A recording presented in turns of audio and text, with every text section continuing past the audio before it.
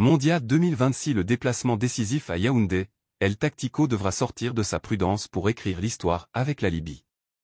La Libye a laissé filer une victoire précieuse à domicile face à l'Angola, encaissant un but à la 93e minute alors qu'elle avait ouvert le score à la 73e. Un scénario cruel, mais qui n'a malheureusement rien de nouveau pour ceux qui suivent le parcours d'Aliou Cissé, désormais surnommé El Tactico à la tête de la sélection libyenne. Ce match nul, au goût de défaite, remet en lumière une faiblesse récurrente des équipes entraînées par le technicien sénégalais, l'incapacité à tenir un score dans les dernières minutes. Et ce n'est pas une critique gratuite ou passionnelle. Les exemples se sont multipliés ces derniers mois. Des précédents inquiétants. Sous les ordres d'Aliou Cissé, le Sénégal a vécu des scénarios similaires. Contre la Côte d'Ivoire, ouverture du score à la 5e minute, égalisation ivoirienne à la 85e, 1. Face à la RDC, but sénégalais à la 45e, égalisation congolaise à la 85e, 1. Contre le Burkina Faso, but de la délivrance à la 15e minute, mais relâchement fatal et égalisation burkinabé à la 90+5, 1. Autant de matchs que le Sénégal tenait dans sa poche, mais qui se sont terminés sur des scores frustrants, pour ne pas dire alarmants. Et voilà que le même schéma se reproduit avec la Libye. Un match crucial face au Cameroun. Le prochain déplacement en terre camerounaise pourrait bien être le tournant des éliminatoires pour la Libye. Actuellement 3e avec 8 points, derrière le Cameroun, 2e avec 9 points, et devant le Cap-Vert, 4e avec 7 points, la Libye n'a plus le droit à l'erreur. Un résultat négatif à Yaoundé compromettrait sérieusement ses chances de qualification pour la toute première Coupe du Monde de son histoire. En revanche, une victoire la propulserait en tête ou au moins à égalité avec les Lions indomptables, tout en mettant une pression énorme sur les autres prétendants du groupe. Mais pour espérer ce scénario favorable, Aliou Cissé devra changer de logiciel. Le temps de la prudence est révolu.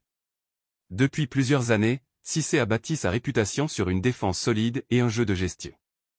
Cela a fonctionné avec le Sénégal jusqu'à un certain point notamment lors de la CAN 2021 mais les récents résultats démontrent que ce style a ses limites, surtout dans un contexte où seule la victoire compte. Jouer bas après avoir ouvert le score, verrouiller le milieu, renforcer l'axe.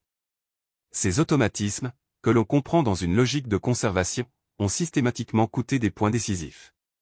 Face au Cameroun, cette approche pourrait être suicidaire. Les Lions indomptables joueront devant leur public, dans un stade prêt à rugir.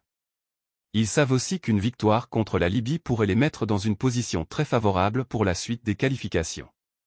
Ils attaqueront, c'est certain. Et si la Libye ne répond pas avec audace, elle finira par craquer. Un appel au courage tactique. El Tactico, s'il veut véritablement entrer dans l'histoire du football libyen, doit sortir de sa zone de confort. Il ne s'agit plus de gérer, mais de conquérir. L'heure n'est plus au calcul mais à l'ambition offensive maîtrisée. Il dispose pourtant de quelques atouts.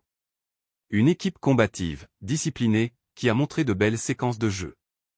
Mais pour passer un cap, il faudra aller plus loin, oser faire le jeu, oser presser haut, oser finir les matchs comme ils ont été commencés. Conclusion, Yaoundé ou l'heure de vérité. Le match contre le Cameroun pourrait bien être le match d'une vie pour toute une génération de joueurs libyens.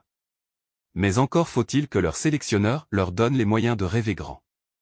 Aliou Cissé a l'opportunité de faire taire les critiques et de démontrer qu'il a évolué. Mais pour cela, il devra être plus courageux, plus offensif, et surtout, plus lucide dans ses choix de fin de match. À Yaoundé, il ne s'agira pas de survivre. Il s'agira de gagner.